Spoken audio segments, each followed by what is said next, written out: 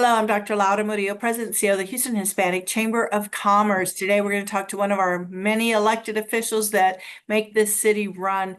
We have today someone that you'll recognize. He's doing a great job. He and his team have been working very hard. As we know, the city of Houston has just recently approved its budget, and we're going to learn a little bit more about that, but specifically about District H. And with us today, Council Member Mario Castillo. Thanks for joining us. Thank you so much for having me.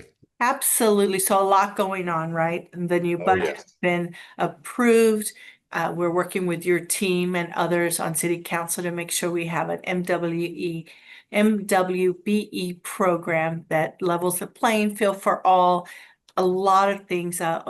Just recently, we were together celebrating the 1 year mark for the World Cup to come to Houston from an economic standpoint. Every match that's played here, which will be about seven, is the equivalent to a Super Bowl, not to mention Yes. vendors and business opportunities. And so Houston's a great city, and I'm sure you're learning a lot. So why don't you talk to folks about what's really important, especially for those in your district? Well, you talk about a number of things there that are important to District H. We're going to see a big impact from the World Cup, from folks visiting our restaurants and staying in hotels and visiting the neighborhoods that are the fabric of the district. And I hope that our small businesses, our local businesses really see a lot of visitors from across the country and across the world that are going to come to the city. We did just approve our budget last week. It's a very long process. I am proud to be the vice chair of our budget committee on city council. And so every department comes to the budget committee. They do a workshop. We have 23 workshops. They're about an hour long where we dive into all of the proposed budgets, where we're spending less, where we're shifting resources. And we did a lot of moves to make the city more efficient, consolidating our inspectors so that we don't have two different sets of inspectors that inspect only one thing. They can all inspect both things, and they're doing that in a cost savings to $7 million to the city. Thanks. Moves like that modernize our city government and make it more efficient. Um, that was a very, very thorough process, but it was able to produce a document that we were able to vote on. And now, starting July 1, the city will have a new budget for the year. And on going back to the World Cup, if you're watching this and you want to learn more about it, you want to sign up for volunteer opportunities, you want to be a sponsor, you whatever it is that you want to do, especially for businesses, go to the Houston Harris County Sports uh, website, and they will have information there to keep up with all of the happenings and occurrences that are going on. So you talked about streamlining and processes and consolidation. Has AI been implemented in any of the work that you all are doing in the city? And if not, do you see that down the road? I'm really glad you asked about that because that was the question I had for all the departments that came through.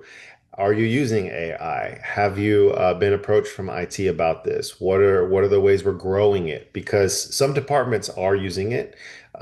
Legal is using it to help draft template letters, responses, review, lots of text, saving because those attorney hours are expensive. And so some of the more mundane tasks are now being able to be assisted through AI. So there's some efficiencies there.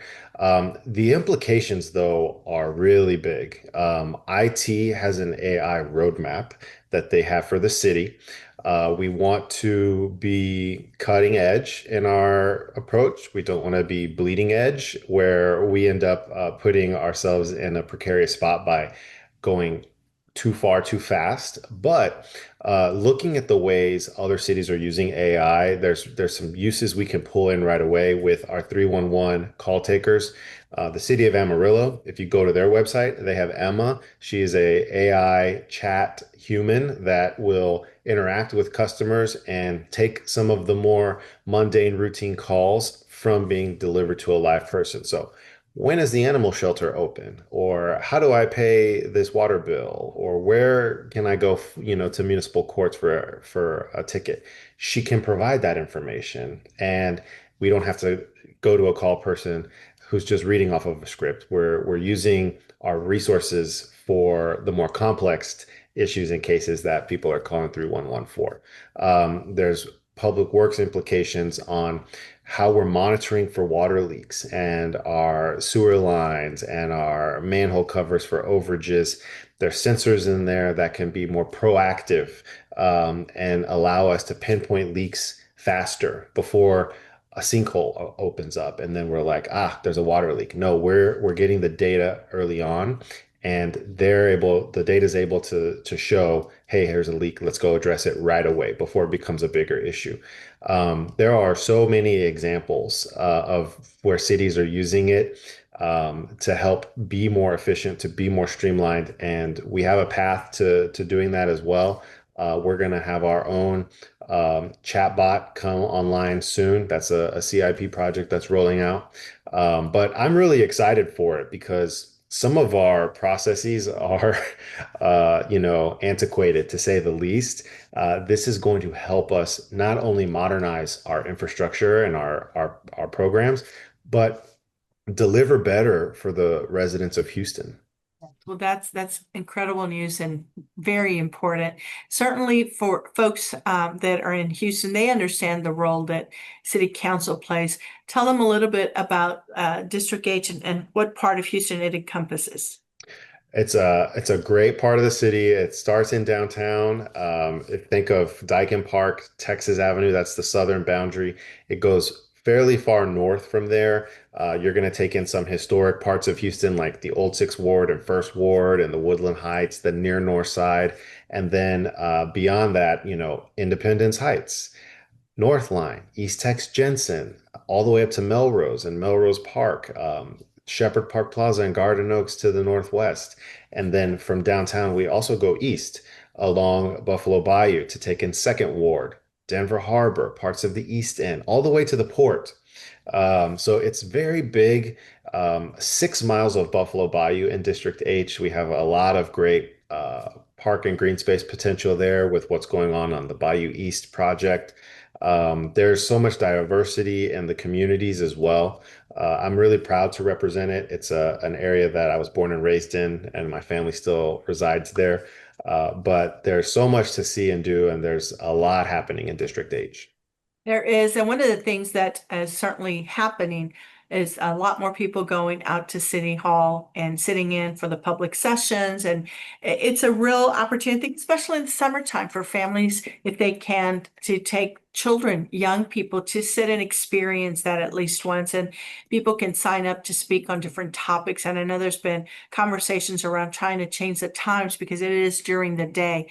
And so we encourage our civic participation. And I know our chamber and many other chambers and entrepreneurs and business owners have been there to make sure that you all are receiving feedback so that you can make good decisions. But we want to thank you, council member, not only for what you do there, but for the entire city. You show up, you listen, and you've been a great partner to us here at the Hispanic Chamber of Commerce. Absolutely. Y'all play such a key, vital role in the engine of Houston, the Latino community, the business community, and you've only grown, you've only expanded that impact and your advocacy, which has played a huge role in some key decisions that have been made and that will be made in the future. So I appreciate the partnership and everything that y'all do because the city would not run without our small business, our Latino community, our Hispanic community. And it absolutely is a vital role in Houston.